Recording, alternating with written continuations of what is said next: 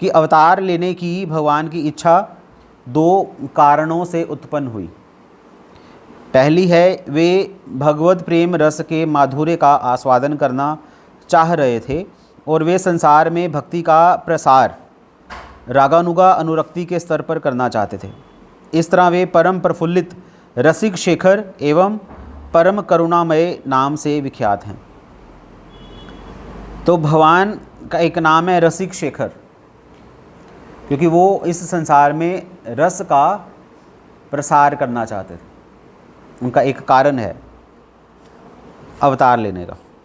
तो भगवान ऐसा सोच रहे हैं कि सारा ब्रह्मांड मेरे ऐश्वर्य भाव से पूरित है, किंतु उस ऐश्वर्य के भाव से दुर्बल हुआ प्रेम मुझे संतुष्ट नहीं करता। मैं दोबारा पढ़ता हूँ।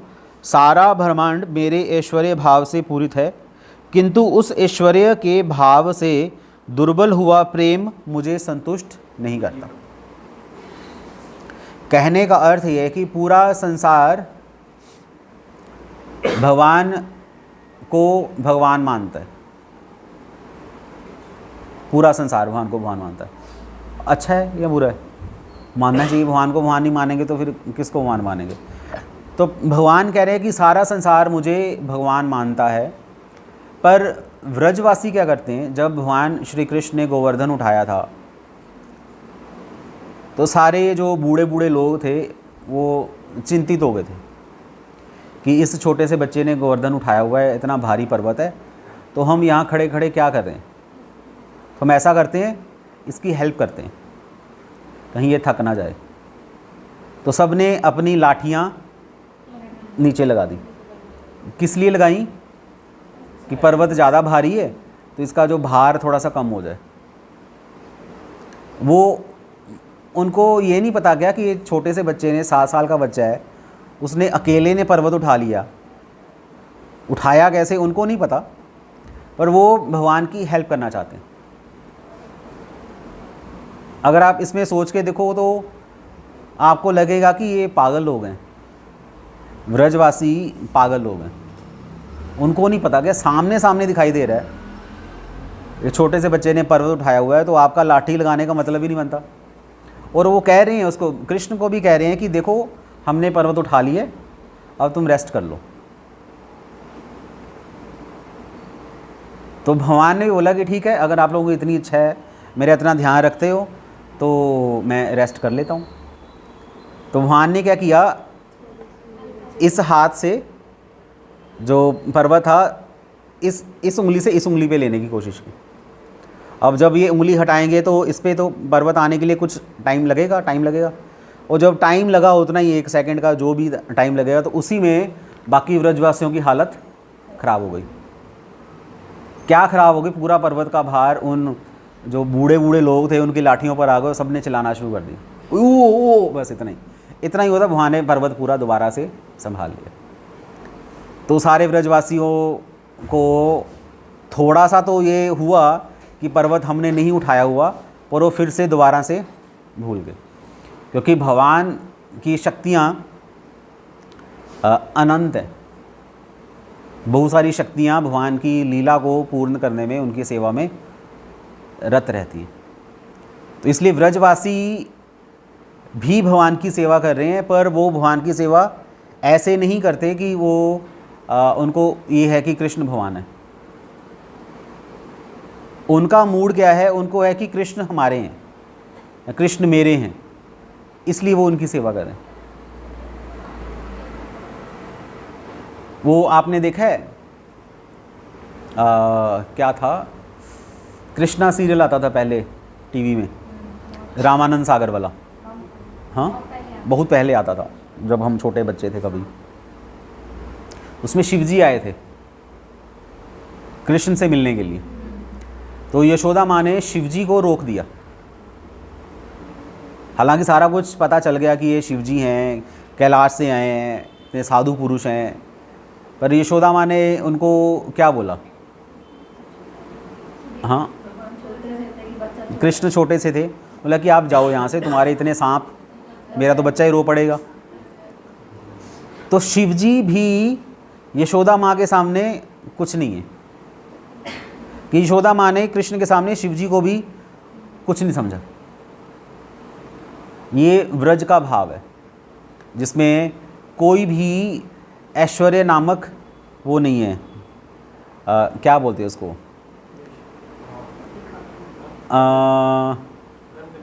गंध नहीं है, लेश मात्र भी ऐश्वर्य भाव नहीं है। ऐश्वर्य भाव क्या होता है? भगवत्ता, महानता। तो कृष्ण यही सोच रहे हैं कि सारा ब्रह्मांड मेरे ऐश्वर्य भाव से पूरित है। पूरा ब्रह्मांड, ब्रह्मा, विष्णु, महेश, ये सब भी कृष्ण के बारे में जानते हैं। देवी देवता भी जानते हैं, बस हम लोग नहीं जानते। जानते हैं वैसे हम नहीं जानते। चलो एक कहानी सुनाता हूँ आपको, सुनिए, कहानी सुनिए। तो एक बार की बात है, क्योंकि हर साल कृष्ण अवतार लेते हैं, तो एक बार उन्होंने अवतार लेना था जब, तो सारे देवी देवता, हमें पता है, ब्रह्मा जी के पास गए कि धरती पर कंस का अत्याचार बढ़ चुका है, ये है वो है, तो क्या करना है। ब्रह्मा जी से डिस्कशन हो रही, तो ब्रह्मा जी कह रहे चलो चलते हैं भगवान विष्णु के पास, प्रेयर करके आते हैं कि टाइम हो गया उनके अवतार लेने का। तो जब वो गए, ब्रह्मा जी सब देवी देवताओं को साथ लेकर, धरती गाय का रूप लेकर गई। तो ब्रह्मा जी ने जब भगवान विष्णु की स्तुति की, तो भगवान विष्णु कह रहे हैं कि आप लोग आ तो गए हो मेरे पास, स्तुतियाँ तो कर रहे हो, पर अभी मेरा अवतार लेने का समय नहीं है। तो अभी कृष्ण के अवतार लेने का समय है, स्वयं भगवान कृष्ण के अवतार लेने का समय है। तो देवी देवता कह रहे हैं कि आप ही तो जो कृष्ण के रूप में अवतार लेते हैं, हर बार आप ही आते हो, तो इस बार भी चलिए कृष्ण के अवतार में। लेकिन नहीं, मैं नहीं आ रहा, स्वयं जो कृष्ण है उनका समय है अवतार लेने में, क्योंकि ये 28वां मनवंतर चल रहा है, ये मेरी बारी नहीं है। तो सारे देवी देवता देख रहे हैं एक दूसरे की तरफ, ये नारायण आज कैसी बातें कर रहे हैं बहकी सी, कि हमें नहीं समझ आ रहा आप क्या कह रहे हो, कि चलो ठीक है मैं समझाता हूँ, चलो मेरे साथ। तो वो ब्रह्मांड में जो छेद इन्होंने किया था भगवान वामन ने ब्रह्मांड में, याद है, तो गंगा जी अंदर आ गई थी, उस छेद से ये लोग बाहर निकले। आगे भगवान विष्णु, पीछे ब्रह्मा जी, सारे देवी देवता, और बाहर निकले तो इन्होंने देखा कि करोड़ों ब्रह्मांड तैर रहे हैं विरजा नदी में। और आगे गए, उन्होंने ब्रह्म ज्योति को क्रॉस किया, और एक बहुत बड़ा, जैसे सिटी के गेट्स होते हैं, तैसे सिटी के एक गेट पर पहुँचे, और वहाँ पर 2 स्त्रियाँ खड़ी थी एज ए द्वारपाल। तो द्वारपाल खड़ी थी, तो ब्रह्मा जी थोड़ा बन ठन कर उनके पास गए, नॉक कि हमें अंदर जाना है, तो हमने भगवान कृष्ण से मिलना है। तो गोपियों ने ब्रह्मा जी से पूछा कि ठीक है मिलवा देते हैं, पहले अपना पता दो कि आप कौन हो, कैसे हो, कहाँ से आए हो। तो ब्रह्मा जी ने बोला कि मैं ब्रह्मा। तो गोपियाँ वहाँ पर कह रही हैं कि क्या ब्रह्मा, क्योंकि ब्रह्मा मतलब ब्रह्मा, ये वो क्या होता है, ब्रह्मा कुछ तो होगा, क्या ब्रह्मा। तो ब्रह्मा जी ने बोला कि पता नहीं इनको समझ नहीं आ रहा, क्योंकि मैं ब्रह्मा मतलब ब्रह्मा, ये क्या होता है, मैं ब्रह्मा हूँ, बस ये बोल दो अंदर जाकर मैं ब्रह्मा हूँ। तो गोपियाँ वहाँ पर हंस पड़ी एक दूसरे को देखकर कि ये पता नहीं कहाँ से आ गया ये। लेकिन पीछे देखो, जब ब्रह्मा जी ने पीछे देखा तो करोड़ों ब्रह्मांड तैर रहे थे। तो गोपियों ने बोला कि बताओ कहाँ से आए हो, किस ब्रह्मांड के ब्रह्मा हो, तभी तो मैं अंदर जाके कुछ बोलूँगा कि उस ब्रह्मांड से ब्रह्मा जी आए। तो ब्रह्मा जी तो पीछे देखकर उनकी हालत ख़राब हो गई कि ये क्या हो रहा है, इतने सारे ब्रह्मांड कहाँ से आ गए। तो फिर गोपियों ने ब्रह्मा जी की वहाँ पर इंसल्ट की, लेकिन जैसे गूलर का पेड़ होता है, गूलर एक फल है जिसको तोड़ोगे तो अंदर कीड़े ही कीड़े होते हैं, वो खाने लायक नहीं होता, पक्षी खाते हैं उनको, और उसको तोड़ोगे तो कीड़े ही होते हैं, और कीड़े अंदर ही जन्म लेते हैं और अंदर ही मर जाते हैं। वो ऐसा ही पेड़ है, उनको बाहर की दुनिया का अंदाज़ा नहीं रहता, अंदर ही खाते, अंदर ही पीते, अंदर ही मर जाते हैं, सारा कुछ कर। बाकी जैसे गूलर के पेड़ के अंदर जो फल है उसमें कीड़े अंदर ही जन्म लेकर अंदर ही मर जाते हैं, और तुम जैसे ब्रह्मा अपने ब्रह्मांड में ही रहते हो, बाहर क्या हो रहा है आपको पता ही नहीं। जाओ पहले पता करके आओ कि किस ब्रह्मांड के ब्रह्मा हो। तो फिर ब्रह्मा जी भगवान विष्णु के पास आए, बोले कि ये सीन है, अब क्या करना है बताओ आप। फिर भगवान विष्णु गए वहाँ पर, उन्होंने गोपियों को नमस्कार किया और कहा कि जिस ब्रह्मांड में वामन भगवान ने छेद किया था हम उस ब्रह्मांड से आए। तो फिर गोपियों ने बोला चलो ठीक है, आप इंतज़ार कीजिए, हम अंदर जाकर बात करके आते हैं। तब फिर सारे देवी देवताओं को लेकर भगवान विष्णु कृष्ण भगवान के पास गए और उनसे प्रार्थना की कि आपका समय आ चुका है अवतार लेने का। तो फिर इस बार कृष्ण उन्होंने अवतार लिया। ये स्टोरी हमें मिलती है गर्ग संहिता में, गर्गाचार्य उन्होंने, उनकी जो बुक है उन्होंने ऐसी स्टोरी हमें वहाँ पर सुनने को मिलती है। जनरली हम लोग कोट नहीं करते क्योंकि भागवतम की स्टोरी नहीं है, हम तो भागवतम को प्रमोट करते हैं, पर गर्ग मुनि ऐसा कह रहे हैं कि विष्णु भगवान भी कृष्ण के पास गए थे। तभी बीच में जो ब्राह्मण की जो स्टोरी आती है, ब्राह्मण के बच्चे मरते जा रहे थे, महाविष्णु ने चुरा लिए थे, तो कृष्ण गए थे महाविष्णु के पास लेने के लिए। तो महाविष्णु ने बोला कि मैं आपके दर्शन करना चाह रहा था, तो इसलिए मैंने बच्चे चुराए। ये स्टोरी हमें भागवतम मिलती है। तो लेकिन सबको पता है कि कृष्ण भगवान है, देवी देवताओं को पता है, पर हम मनुष्यों को नहीं पता। हम तो अपने भोग में बिज़ी हैं। तो खैर अगर हमें नहीं भी पता तो उसमें कोई बड़ी बात नहीं है। जैसे एक राई की बोरी में से, राई समझते हैं ना, राई की बोरी भरी हुई है, तो उसमें से अगर राई का दाना निकाल लोगे तो फ़र्क पड़ता है? कोई फ़र्क नहीं पड़ता। उसी तरह अगर एक ब्रह्मांड के लोग कृष्ण को नहीं जानते तो ठीक है, हमारी कोई वैल्यू नहीं है ज़्यादा। ऐसा मत समझोगी हमें नहीं पता तो बहुत बड़ा फ़र्क पड़ता है, तो कोई प्रॉब्लम नहीं है। जिनको पता है उनको पता है, हमें नहीं पता तो नहीं पता, तो कुछ नहीं कर सकते। तो सारा ब्रह्मांड जानता है, किंतु उस ऐश्वर्य भाव से दुर्बल हुआ प्रेम मुझे संतुष्ट नहीं करता। मतलब कि कृष्ण भगवान संतुष्ट कब होंगे? जब उनके प्रेम को बल मिलेगा। या कहने का मतलब कि कृष्ण भगवान ऐश्वर्य भाव से उतने प्रसन्न नहीं होते जितने माधुर्य भाव से प्रसन्न होते हैं। महानता है पर महानता छुपी होती है। जैसे यहाँ पर, अच्छा वो नहीं बैठे ना, क्या नाम है उनका, सुरेंद्र जी, सुरेंद्र यादव नहीं है ना? अच्छा आए नहीं है, तो वो पुलिस में है। तो हो सकता है कि जब वो रोड पे निकलते हों या अपने वहाँ पर ऑफिस में बैठे हों तो सब उनको सलूट करते हों, पर उनके बच्चे उनको सलूट करते हैं। उनकी वाइफ भी पुलिस में है, कैसे है? उनकी वाइफ पुलिस में है। पर जब वो बैठेंगे अपने वहाँ पर पुलिस थाने में तो दोनों बिल्कुल बन ठन के बैठेंगे। पर जब वही हस्बैंड वाइफ घर पे बैठे हुए हैं तो कैसे बैठते हैं? कैसे बैठते हैं? अगर सुरेंद्र जी पानी मांगेंगे, एक गिलास पानी देना, तो उनकी वाइफ कह भी सकती है मैं नहीं दे रही, खुद ही पी लो। हो सकता है, आज की डेट में ये चीज़ें हो भी सकती हैं। तो कहाँ गया ऐश्वर्य भाव उनका? कहाँ गया पुलिस वाला और पुलिस वाली? वो बाहर, घर पे ये सब चीज़ें नहीं चलती, क्योंकि घर पे ऐश्वर्य छुप जाता है, घर पे माधुर्य प्रधान हो जाता है। तो कृष्ण ऐश्वर्यमयी स्तुतियाँ सुन सुनकर बोर हो चुके हैं, अब उनको माधुर्यमयी स्तुतियाँ चाहिए। तो आगे कह रहे हैं कि यदि कोई मुझे परमेश्वर समझता है और अपने आप को मेरे अधीन मानता है तो मैं ना तो उसके प्रेम के अधीन होता हूँ, ना ही उसका प्रेम मुझे वश में कर सकता है।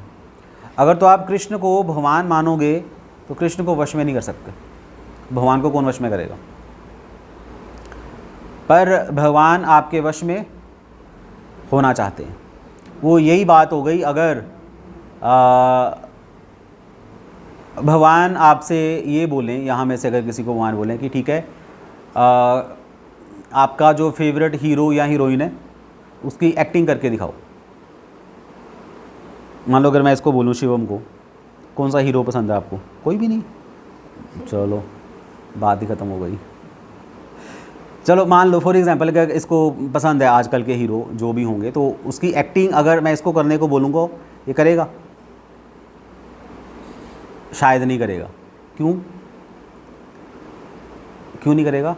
हो सकता है इसको शर्म आ जाए, लोग क्या बोलेंगे, कैसे होगा। तो हम इस कह रहे हो नहीं करो करो करो करो करो, तो ये नहीं कर पा रहा है क्योंकि अभी इसके अंदर क्या है? शर्म, लज्जा, मर्यादा इसके अंदर है। तो इसका जो प्रेम है उस शर्म, मर्यादा, लज्जा की वजह से छुपा हुआ है, बाहर नहीं आ पा रहा। उससे क्या हो रहा है, माहौल में ना एक बड़ा वो हो रहा है, एक अजीब सा हो रहा है कि हम उसको कह रहे हैं कि करके दिखाओ, ये कुछ करके नहीं दिखा रहा, शर्मा रहा है। शर्माना अच्छा है, ठीक है, पर ये प्रेम का एक साइन है, पर ये प्रेम प्रफुल्लित प्रेम नहीं है। ये ऐश्वर्य और माधुर्य में अंतर है। तो ये कृष्ण यही कह रहे हैं कि यदि कोई मुझे परमेश्वर समझता है और अपने आप को मेरे अधीन मानता है, तो मैं ना तो उसके प्रेम के अधीन होता हूँ, ना ही उसका प्रेम मुझे वश में कर सकता है। अगर आपके अंदर ऐश्वर्य भाव है तो भगवान को वश में नहीं कर सकते। कोई इतनी हिम्मत नहीं कर सकता कि भगवान को वश में कर सको। भगवान जिनके हाथ में शंख चक्र गदा पद्म है, एक गलती की करोड़ों जन्मों के लिए नरक चले जाओगे। पर मेरा भक्त जिस भी दिव्य रस से मेरी पूजा करता है, उसी भाव से मैं उसके साथ आदान प्रदान करता हूँ। ये मेरा सहज स्वभाव है। अगर आप मुझसे दूर दूर रहोगे तो मैं भी आपसे दूर दूर ही रहूँगा। तो ये यथा मां प्रबद्धन्ते, जो जैसी मेरी शरण लेता है उस प्रकार से मैं उसको हो जाता हूँ। पर आगे श्री कृष्ण क्या कह रहे हैं कि श्री कृष्ण गोपियों से कह रहे हैं कि जीवों द्वारा मेरे प्रति की गई भक्ति उनके सनातन जीवन को पुनरुज्जीवन करती है। हे व्रज बालाओं, मेरे प्रति तुम्हारा स्नेह तुम्हारा सौभाग्य है, क्योंकि इसी एकमात्र साधन से तुम लोगों ने मेरा अनुग्रह प्राप्त किया। तो चैतन्य महाप्रभु कह रहे हैं कि अगर आप भगवान श्री कृष्ण का अनुग्रह प्राप्त करना चाहते हो तो क्या करना पड़ेगा, ब्रज बालाओं की तरह कृष्ण की भक्ति करनी पड़ेगी। उन्होंने भगवान की भक्ति ऐसे नहीं की कि वो भगवान है, भगवान को भगवान समझकर उनकी भक्ति नहीं की है, भगवान को अपना प्रेमी समझकर उनकी भक्ति की है, अपना समझकर। क्योंकि प्रेम में मर्यादा नहीं होती। वास्तविक जो प्रेम है, दो तरह का प्रेम होता है, एक इस संसार में देखने को मिलता है, एक उस संसार में देखने को मिलता है। इस संसार का जो प्रेम है वो तो भोग पर या स्वार्थ पर आधारित है। इस संसार में प्रेम मतलब कि तुम मुझसे प्रेम करो, उसको प्रेम कहा गया। गिफ्ट्स लेने, आदर लेना, सम्मान लेना, वो एक तो वो प्रेम है जो संसार में देखने को मिलता है। बाय चांस आपने गिफ्ट नहीं दिया, आपने उसको ग्रीटिंग नहीं दी, आपने उसको बुलाया नहीं, तो प्रेम डिवोर्स में बदल जाएगा। ये आजकल का है, क्योंकि तुमने मेरे बारे में नहीं पूछा कुछ भी। तो इसको प्रेम नहीं कहा जाता, ये लस्ट है या ये काम है। आत्मेंद्रिय प्रीतिवांछा धरे क्या है वो श्लोक, आत्मेंद्रिय प्रीतिवांछा भूल गया। इसको काम बोला जाता है। कृष्ण इंद्रिय प्रीति इच्छा धरे प्रेम नाम। अगर आप अपनी इंद्रियों की पूर्ति करोगे, उनकी इच्छा की पूर्ति करोगे तो काम वासना कहा जाता है। अगर कृष्ण की इंद्रियों को संतुष्ट करोगे तो उसको प्रेम कहा जाता है। तो जब हम कृष्ण के बारे में सोचते हैं तो उसको प्रेम कहा जाता है। तो गोपियों ने भगवान श्री कृष्ण से प्रेम किए। गोपियाँ कृष्ण के पास जाती थी कृष्ण को आनंद देने के लिए। हम भी कृष्ण के पास जाते हैं, पर किसको आनंद देने के लिए? अपनी इंद्रियों को आनंद देने के लिए। हमारे हाथ में एक लिस्ट होती है, जब लोग वो डालते हैं ना, डोनेशन देते हैं मंदिर में, तो ऐसे हाथ में ना बंद करके देते हैं। क्यों ऐसा क्यों करते हैं? कोई देख ना ले, छुपा के ऐसा लोग करते हैं, क्योंकि उनके पीछे भाव क्या होता है कि ये हम भगवान को दे रहे हैं कि कोई पता ना चले। पर वो जो 5 रुपये या 10 रुपये देने का भाव क्या होता है वो हमें पता ही है। लॉटरी, शायद नंबर निकल जाए। मेरे को ऐसे ही किसी ने, मैं जगन्नाथ जी की सेवा में था, तो किसी ने मुझे स्लिप दी छुपा कर, ये मेरी ठाकुर जी को दे दो। अब मैं तो चलो तो चली गई। फिर मैंने उस लिस्ट को खोला, देखा था उसमें लिखा था कि मेरा बेटा हर साल फेल हो जाता है, उसको मैंने बहुत ये किया, वो ऐसा किया, वो कभी भी पास नहीं हो रहा। तो मैं भगवान, मैं सिर्फ तुम्हारे पास आई हूँ और तुमसे ये विनती करती हूँ कि ये जो मेरा बेटा है टी वो इतनी बड़ी लंबी लिस्ट है। मैं कहा जो कौन पढ़ेगा। तो भगवान को आपके बेटे से क्या लेने देना है? कोई लेने देना है? अगर देखा जाए कोई लेने देना नहीं। भगवान श्री कृष्ण बिजी हैं किसके साथ? अपने फ्रेंड्स के साथ, और आप बीच में आवाज़ें लगा कर वो मेरा बेटा, भगवान खेल रहे हैं अपने दोस्तों के साथ, सुबला सुमंगल है ना, उनके साथ खेल रहे हैं कृष्णा यमुना जी के किनारे पर, और आप बीच में चिल्ला रहे हो मेरी दाल ख़त्म हो गई है, दाल तो ला दो, सिलेंडर ख़त्म हो गया, सिलेंडर तो ले आओ, छत से पानी टपक रहा है, तरपाल लगा दो।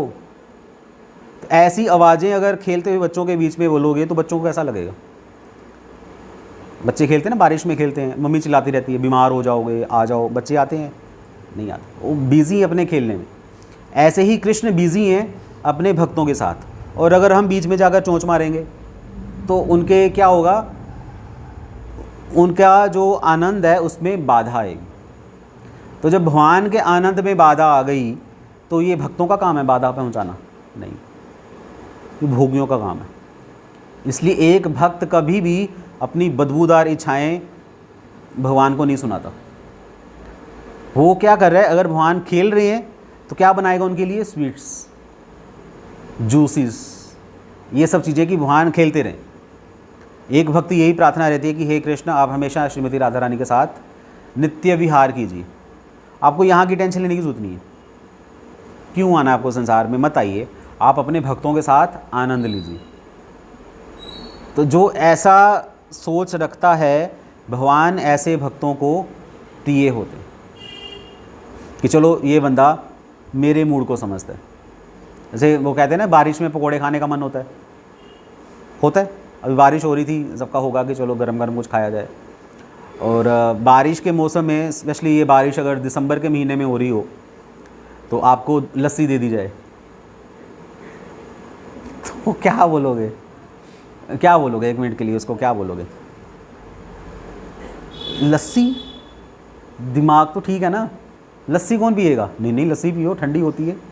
तो मौसम पकौड़े वाला है, तुम लस्सी पिला रही हो, इसका मतलब वो आपकी जो वाइफ है या आपका जो प्रेमी या प्रेमिका आपके मूड को नहीं समझते, आपके भावों को नहीं समझते। और जो व्यक्ति भावों को नहीं समझ सकते, प्रेम का आदान प्रदान हो सकता है? असंभव ही नहीं, पॉसिबल नहीं। तो अगर भगवान भी आपसे अगर संबंध बनाना चाहें, तब भी भगवान हमसे संबंध नहीं बना पाएंगे, क्योंकि हम कहाँ पर हैं? हम अपनी दुनिया में मस्त हैं। हमने अपने दाल चावल आटा रोटी सब्जी इसी में बिज़ी हैं। भगवान की सेवा करने का हमारे पास समय नहीं है। इसलिए भगवान हमसे अभी इतना प्रसन्न नहीं हो पाते। तो अगर रियली में कृष्ण भगवान को प्रसन्न करना चाहते हो, पहली बात, ऐसा नहीं है कि मैं ये कह रहा हूँ कि आप भगवान को भगवान मानना बंद कर दो। भगवान भगवान हैं, पर भगवान को हम उनकी भगवता के लिए उनके पास नहीं जाते। हम भगवान के पास जाते हैं उनकी सेवा करने के लिए ना। भगवान को भोग लगाते हैं, या तो भगवान 56 भोग खाते हैं, तो क्या हमारी रोटी सब्जी वो खाएंगे? हमारी खाएंगे? 56 भोग खाने वाला इंसान वहाँ तो श्रीमती राधा रानी के हाथ का खाते हैं, हमारे हाथ का क्यों खाएंगे?